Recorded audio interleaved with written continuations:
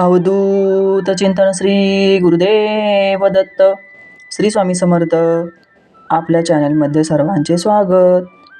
आजचा आपला विषय आहे रंजल्या गांजल्यांची सेवा करा, ईश्वराचे स्मरण ठेवा, हे विश्वची माझे घर. चला तर मग व्हिडिओला सुरुवात करूया. या जगात समस्या, प्रश्न, काळजी नाही असा एकही मनुष्य शोधून सापडणार नाही. चिंता, काळजी जेव्हा आपल्याला ग्रासते तेव्हा आपण हा सारा भार स्वामी महाराजांच्यावर टाकावा आणि आपले आपण कार्यरत राहावे.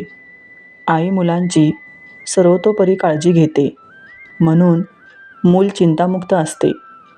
अगदी त्याचप्रमाणे महाराज आपला योगक्षेम वाहत असताना आपण काळजी का बरे करावी? संत दामाजी आणि देव मामलेदारांची गोष्ट तुम्हाला सर्वांना ठाऊक आहे. दुष्काळात तडफडणाऱ्या माणसांसाठी धान्याची कोठारे आणि सरकारी तिजोरी या संतांनी खुली केली होती. संत दामाजींसाठी विठ्ठल आणि देव मामलेदारांसाठी साक्षात स्वामी महाराज धावून आले होते.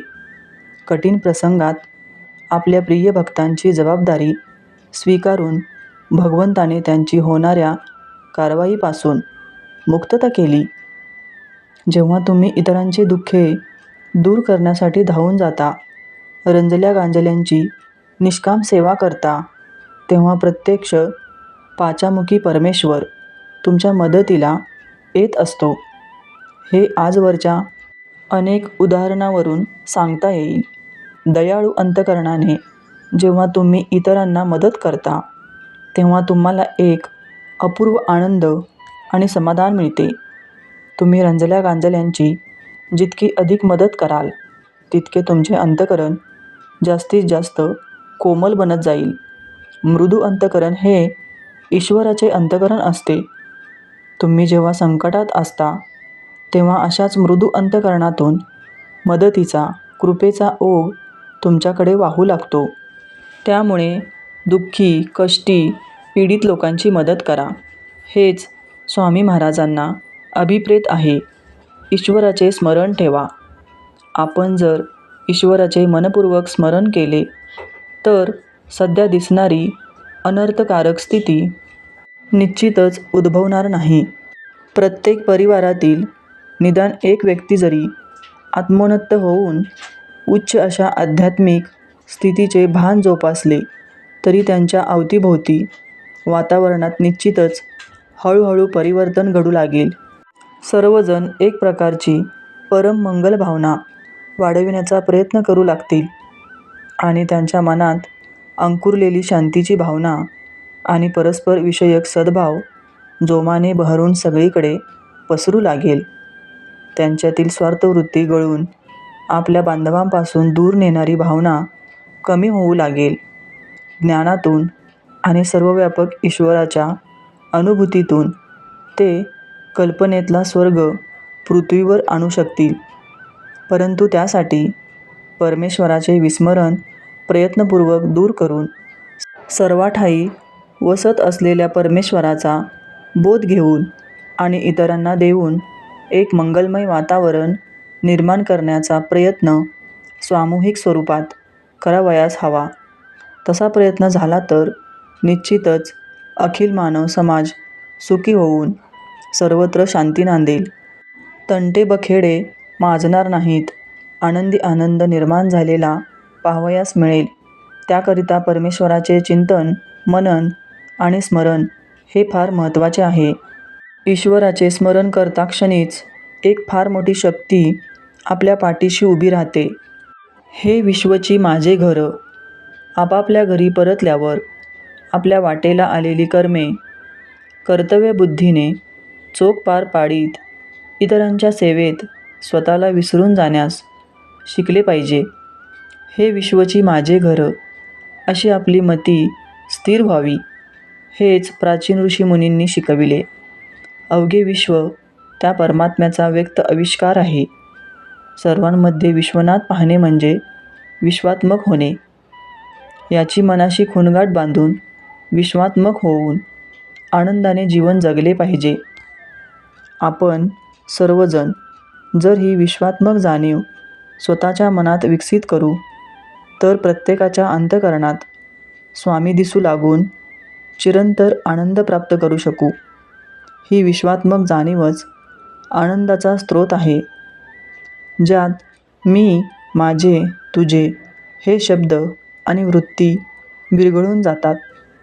त्याकरिता आपण नेहमी समसकला पाहू ही वृत्ती जोपासण्यास सांगत असतो. त्यातून ऊच नीच, गरीब श्रीमंत, लहान मोठा असे सारे भेद विरघळून जातात. ज्यावेळी आपण सर्वांमध्ये विश्वनाथ पाहतो तेव्हा मीपणा दूर होतो आणि आपल्या हातून खरी ईश्वरी सेवा घडू लागते.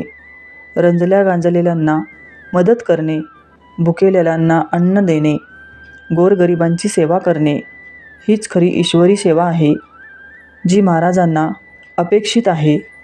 हे विश्वची माझे घर समजून जो दुसऱ्यांसाठी सदैव झटत असतो तोच महाराजांना जास्त प्रिय असतो. दुःखितांची सेवा करताना मिळणारा आनंद चिरकाळ टिकणारा ठरतो. आपण मानवनिर्मित आदर्शाचे अनुकरण करू पाहतो आणि गोंधळात पडतो. पण अर्जुनाला स्वतःचा धर्म कळत होता. पण जेव्हा त्याला आपल्या आप्तेष्टांशीच लढावयाची वेळ आली त्यावेळी तो भ्रामक धर्म अधर्म कल्पनाच्या चक्रात सापडला. त्याला वाटले आपण जर आपल्या आप्तांना युद्धात मारू तर तो अधर्म होईल. तेव्हा भगवान श्रीकृष्णांनी अर्जुनाला सांगितले की मला शरण ये आणि युद्ध कर. विश्वकल्याणाकरिता युद्ध करताना तू मुक्तात्मा ठरशील. या उपदेशाने श्रीकृष्णाने त्याला मानवनिर्मित आदर्शाच्या पलीकडे नेऊन स्वधर्मानुकूल कर्म आचरण्यास सांगितले. स्वधर्मानुकूल कर्मे आचरताना अंतरीपूर्ण अनासक्ती व बाह्यता कर्माचरण असे व्हायला हवे. कर्मे तर आचरावीत, पण ही कर्मप्रवृत्ती विश्वाचे नियंत्रण करणाऱ्या दिव्य शक्तीच्या नियंत्रणाखाली असावी. माणसांनी परंपरेच्या रूपाने रूढ केलेले आदर्श किंवा ग्रंथातून उपदेशपर लिहिल्या गेलेल्या खोड्यात अडकून पडू नका. आध्यात्मिक जीवनाशी त्यांची गल्लत करू नका. ईश्वरच तुमचा खरा मार्गदर्शक आहे. तोच तुमचा सर्व काही आणि सर्वात सर्व आहे. पण अशी अवस्था येईपर्यंत हे लोकनियम तुमचे मार्गदर्शक असतात. तरीही लोक काही विशिष्ट प्रापंचिक परिस्थितीत गोंधळून जातात. कसे वागावे ते कळेनासे होते. अशा परिस्थितीत उत्तम मार्ग म्हणजे या लोकनियमांच्या पलीकडे जाऊन आपल्यामध्ये वसत असलेल्या दिव्य शक्तीच्या प्रेरणेप्रमाणे वागावे. असे करताना एक पथ्य पाळले पाहिजे आणि ते म्हणजे बाह्यकर्मे करताना आतून पूर्णपणे अनासक्त असावे.